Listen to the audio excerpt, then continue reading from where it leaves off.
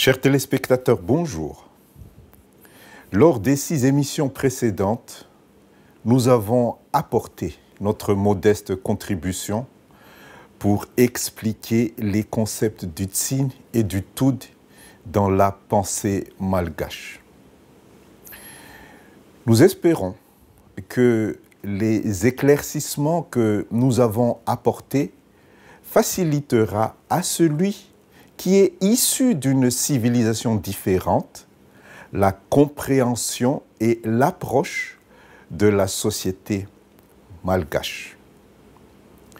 Nous espérons aussi que les Malgaches eux-mêmes trouveront dans les explications données les causes possibles de quelques aspects particuliers de leur comportement. Nous avons vu que le Tsin et le Tud sont deux notions qui peuvent avoir des valeurs discutables, car peuvent être des concepts inhibitifs. Nous avons vu que si on s'y attache trop, ces notions de Tsin et de Tud peuvent même être néfastes au progrès. Mais notre but n'est pas de porter des jugements de valeur sur le Tsin et le Tud, mais de fournir des bases d'explication à partir desquelles on pourrait comprendre le comportement sociétal du Malgache. Le Tsin et le Tud doivent être d'abord mis à nu pour que le Malgache lui-même, qui se trouve au carrefour des civilisations, ces civilisations qui sont fort dissemblables, pour que le Malgache lui-même prenne une claire conscience et s'efforce de reconstruire sa personnalité par un sage dosage entre ce qu'il doit garder de son passé et ce qu'il peut adopter parmi les différentes valeurs que la civilisation moderne lui présente. Il faut que le Malgache puisse ressusciter sa personnalité pour que les valeurs qui dorment en lui et qu'il vit d'une manière inconsciente reprennent une existence nouvelle et puissent se détacher du fond nébuleux de la routine quotidienne d'une vie traditionnaliste. De toute façon, il faut aussi insister sur le fait que c'est seulement en gardant ces valeurs que le Malgache reste à l'abri d'une dépersonnalisation brutale lors de son contact avec les autres civilisations. En gardant ces valeurs, le Malgache pourrait s'affirmer, se construire, se transformer, se moderniser sans pour autant cesser d'être Malgache. Par exemple, le comportement religieux du Malgache mérite d'être expliqué. Nous avons évoqué dans les émissions précédentes que le christianisme était devenu la religion d'État à Madagascar après la conversion de la reine Ranavalna II en 1869. Cette civilisation chrétienne, transplantée à Madagascar depuis presque 2 siècles alors, a affecté profondément les Malgaches. Et 80% des Malgaches actuellement se réclament être chrétiens. Cette adhésion de la grande majorité de la population à la religion chrétienne est digne d'être remarquée. Mais qu'est-ce qu'on entend vraiment par Malgache chrétien ? Si les vérités chrétiennes restent absolues et valables universellement pour toute personne et toute âme, la manière dont chaque peuple les a assimilées peut différer. Le Malgache chrétien n'est pas rompu à la philosophie classique qui s'adonne à l'emprise de la raison et de la logique. Du coup, le Malgache chrétien est différent d'un Français ou d'un autre chrétien, non pas en raison de ce qu'il croit, mais en raison de la manière dont il croit. Le Malgache a sa manière d'être chrétien. Et le sang des martyrs de la persécution faite sous le règne de la reine Ranavalna Ier est encore là pour crier à ceux qui veulent entendre que le Malgache a été touché par la grâce divine aussi totale et aussi singulière que partout ailleurs. Mais cela ne veut pas dire non plus que cette manière malgache d'être chrétien soit parfaite. Elle est simplement spécifique. C'est ce qui explique l'existence des églises pour la diaspora malgache un peu partout dans le monde. On a pu comprendre aussi à travers les émissions précédentes que le malgache se laisse beaucoup plus guider par le sentiment que par la raison. Le terme sentiment ici a une signification plus large et plus riche que d'habitude. Il y entre l'intuition, il s'y glisse aussi cette espèce de sympathie qui s'établit entre tout ce qui coexiste, les hommes et les choses y compris. Le sentiment, c'est ce qui fait sentir très tôt au Malgache combien il est solidaire de la famille. C'est aussi ce qui pousse le vieillard à penser à ses descendants au lieu de se préoccuper de sa mort prochaine. C'est le sentiment qui amène le Malgache à respecter la minorité, à considérer toutes les inégalités de la vie de ce monde pour essayer de les surmonter en se penchant sur le sort de ce que le destin n'a pas favorisé. Le sentiment, c'est aussi la force qui fait qu'on respecte le passé et le souvenir. En gros, on est lié d'une manière affective ineffable à tout ce qui nous entoure, êtres et choses, et si on ne repousse pas du pied la pirogue dans laquelle on a traversé la rivière, c'est parce qu'elle nous a rendu service. Le Tign et le Toud reflètent d'une manière nette ce sentimentalisme de l'âme malgache. Il y a certes une force qui vient de ce sentimentalisme, mais il peut présenter aussi une grande faiblesse, un scepticisme foncier qui mettrait en doute, du moins dans le domaine humain, tout ce qui essaie de s'imposer comme vérité ou comme seule chose valable.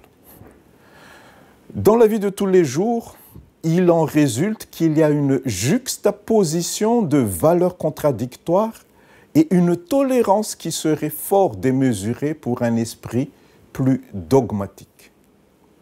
Dans le domaine moral, à quoi aboutissent le Tign et le Toud par exemple?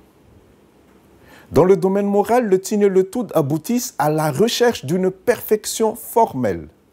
La hantise du juste milieu ou le Marmartaïreisen ne lâche pas l'âme malgache.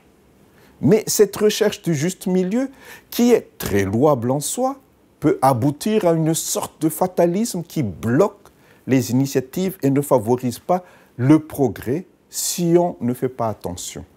Du coup, il faut un nouvel élan pour briser les vétustes frontières, les vieilles limites, les vieux cadres pour y introduire le levain d'une vie nouvelle et plus forte. Cet nouvel élan se trouve, sans nul doute, dans l'amour, le respect, la charité et la compassion qui sont véhiculés dans toutes les religions et en particulier dans la religion chrétienne. Seul l'amour peut vaincre la peur. Et quand la peur disparaît, le Tign et le Toud, qui resteront des valeurs culturelles fortes, seront des outils efficaces pour un progrès social. Nous avons déjà évoqué que le Malgache croit à une espèce d'amour presque fraternel et universel qui comprendrait et qui accepterait les excuses présentées pour conjurer le Tign.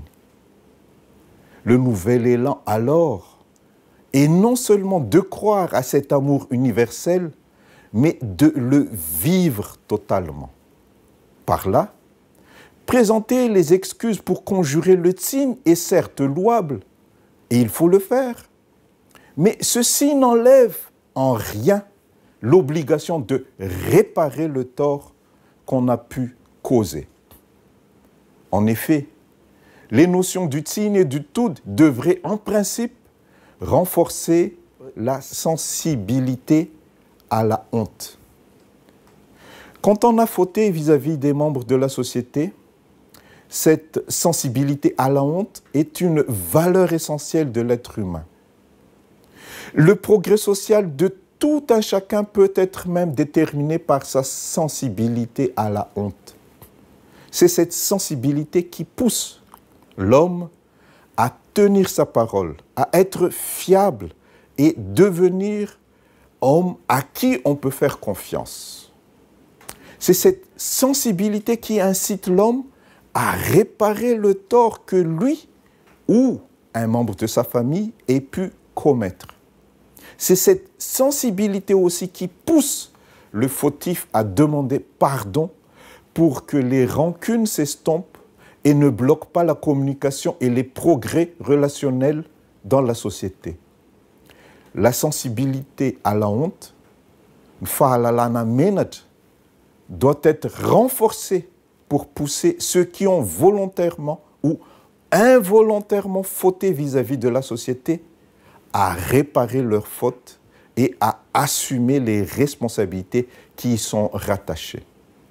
Ainsi donc, le renforcement de la sensibilité à la honte est à la base de toute société harmonieuse et prospère.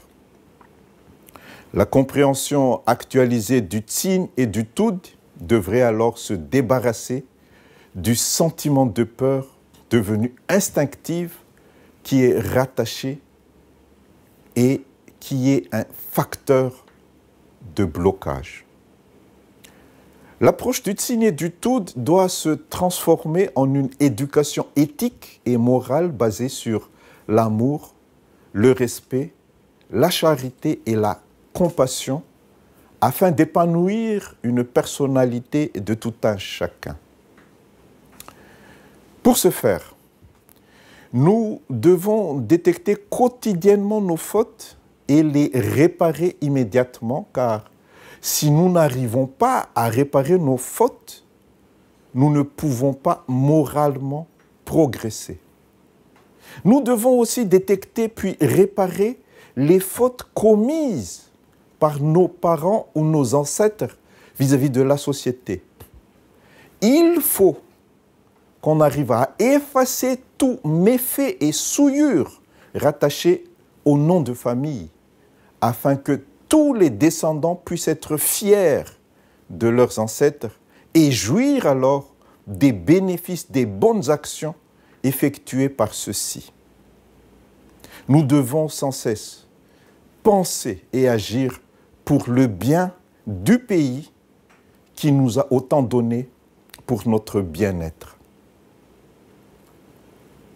Dans les précédentes émissions, nous avons vu que la notion du Tud suppose un ordre universel. Cet ordre est une garantie que toutes les causes doivent avoir son effet. Nous avons vu aussi que cet ordre peut être mis en question par les bonnes ou mauvaises actions. Nous avons vu que Dieu, que le malgache appelle Zanar ou Andemant, est le maître de la vie et de la mort, qu'il trône au sommet de la société et que c'est lui qui définit le destin de tout un chacun. Le destin existe, mais il peut être changé. Le destin n'est pas fixé, il est créé et déterminé par nous-mêmes. Tout ce qui nous arrive, bien ou mal, ne dépend que de nos propres actions.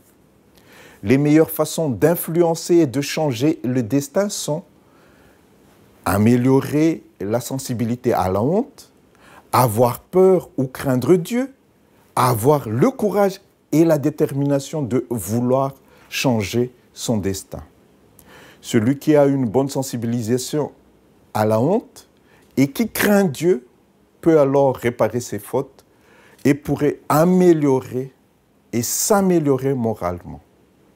Cette amélioration est nécessaire pour que la personne soit ensuite capable de faire le bien et des bonnes actions avec courage et détermination. Ce sont ces bonnes actions qui influenceraient et changeraient à la longue le destin. En conclusion, nous disons que chacun est maître de son destin dans ce bas monde et peut alors le changer. Le destin d'un pays dépend du destin que chaque citoyen se forge pour soi. Si chaque citoyen fait l'effort d'améliorer son propre destin, le pays sera automatiquement prospère. Dans nos actions, la sincérité et l'honnêteté sont très importants.